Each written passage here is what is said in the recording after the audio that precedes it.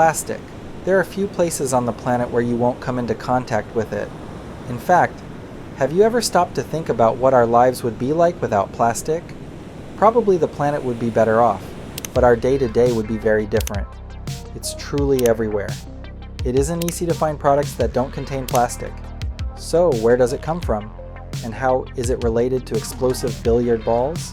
Well, the term plastic is quite ancient, and, as usual, it comes from Greece.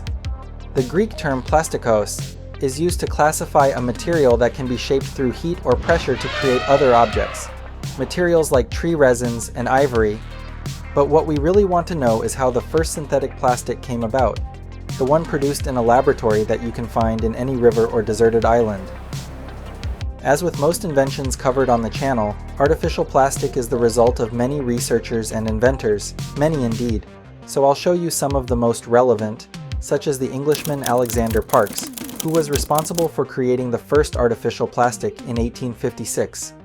Parksini, as he called it, was a semi-synthetic plastic obtained by mixing nitrocellulose with solvents like alcohol and plasticizers like vegetable oil or camphor.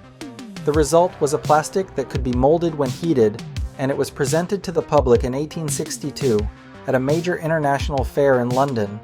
Excited by the public's response, he founded the Parkesine Company in 1866, which would produce the raw material in bulk to be used in a wide range of products. However, reality turned out to be quite different from what he anticipated.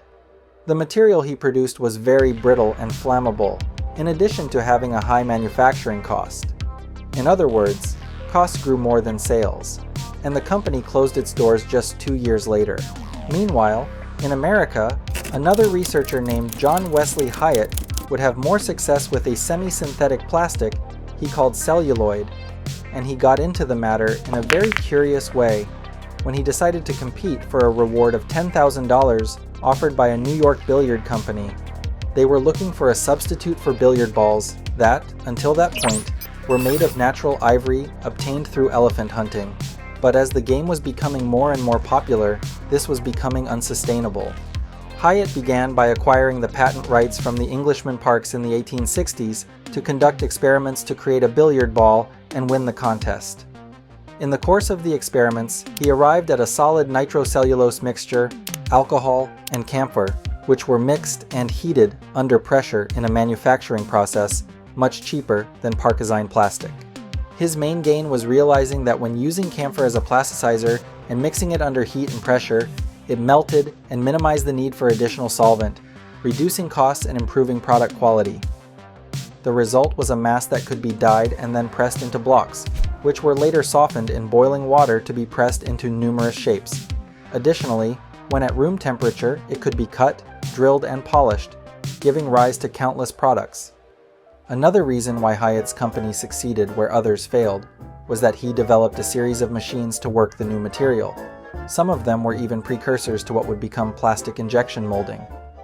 It's unknown if that $10,000 prize for developing the billiard ball was ever awarded, but it served as an incentive for John Hyatt and his brother to found the Albany Billiard Ball Company in 1868, which manufactured billiard balls for more than 100 years, closing only in 1986.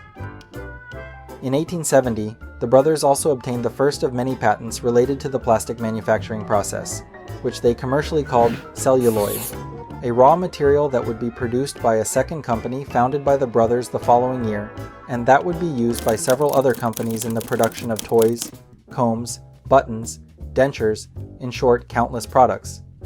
However, a successful company always faces some legal challenges. In 1875, the use of camphor by the Hyatt brothers was the subject of a legal dispute with an English inventor and businessman named Daniel Spill, a former partner of Alexander Parkes' bankrupt company who had inherited several of the company's patents. He claimed that the use of camphor in plastic production was his invention. In summary, the story is that the court decided that the pioneer in camphor use was Alexander Parkes, as he had conducted experiments with it before all of them. Alexander Parkes, who also testified in favor of the Hyatt brothers. The final decision was that both Daniel Spill, who produced a plastic called xylonite, and the Hyatt brothers, who produced celluloid, could use camphor in their products. A few years later, in 1882, a chemist from the Hyatt Brothers Company discovered that amyl acetate solvent could dilute celluloid to produce a very thin and flexible plastic, which was used by researchers at Kodak Company in the production of photographic films. However, these films were highly flammable and would soon be replaced in 1930. Now, do you know that chemical ingredient called nitrocellulose? It is also known as cellulose nitrate, flash paper, or gun cotton. That's exactly what you're thinking, it's explosive. In 1846, the German scientist Christian Friedrich Schönbein discovered that by adding sulfuric acid and nitric acid to cotton, he produced a highly explosive material, better than gunpowder and leaving no smoke in the air. It was nitrocellulose, a material that would be used in weapons and even as a rocket propellant. Which brings us to a very interesting curiosity. Remember those billiard balls made of celluloid plastic, and which contained nitrocellulose? So, if you were playing billiards around the 1900s, it could happen that, unintentionally, some balls simply exploded on impact or when they came into contact with a cigarette on the table, producing a sound very similar to a gunshot, making the game much more exciting, don't you think? But back to plastic, both celluloid and parkasine had many disadvantages that would soon be overcome, such as the tendency to soften under heat and being flammable. Terrible disadvantages to meeting the needs of the giant electrical and automotive industries that were emerging at the time. Problems that were solved in 1907 with the invention of bakelite by the Belgian researcher Leo Hendrik Baekeland, who had been living in the United States since 1889. He invented what is considered the first 100% synthetic polymer, an inexpensive, non-flammable, very versatile plastic that would be a sales success. But this wasn't Baekeland's first major invention.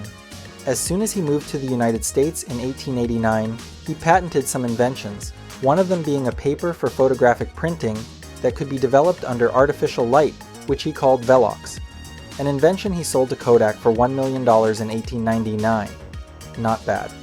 And it was with this money that he opened his own research laboratory in the state of New York, where he invented bakelite in 1907, making him even richer. To develop bakelite, considered the first modern plastic, or the first 100% synthetic polymer, he combined a disinfectant called phenol with formaldehyde. Since these are two chemicals that are also synthetic, like formaldehyde, which is mainly obtained from methane gas, it earns the title of the first 100% synthetic polymer. On the other hand, parkasine and celluloid plastics are called semi-synthetics, because they were made from chemically altered natural materials. But back to bakelite, it was first presented to the public at a chemistry conference in 1909 and quickly caught everyone's attention. It was a moldable material with good mechanical, thermal, and electrical resistance. It even resisted acids well, and above all, had a low production cost. So many qualities allowed it to be used in a multitude of products, being marketed with the following slogan, "The material for thousands of uses." A success that triggered the development of a series of synthetic resins that would come and revolutionize the modern economy, ushering in the era of plastic. But what is plastic after all? Well, from an environmental standpoint, it's a disaster, taking hundreds of years to decompose in the environment. But from a technological standpoint, it's a modern marvel. Plastic is a polymer, and a polymer is a macromolecule, a large molecule composed of a long chain of smaller and repeated molecules called monomers. They are carbon-based molecules that sometimes have other elements in them and which are quite extended. So the poly in the polymer name means many, and mer means parts, many parts. And of course this name also comes from Greek.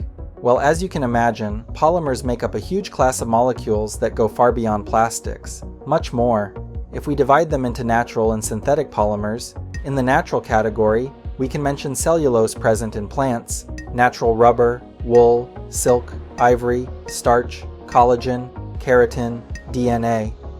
In the synthetic category, we can mention polyethylene, which is one of the cheapest plastics and is present almost everywhere, such as in supermarket bags and product packaging.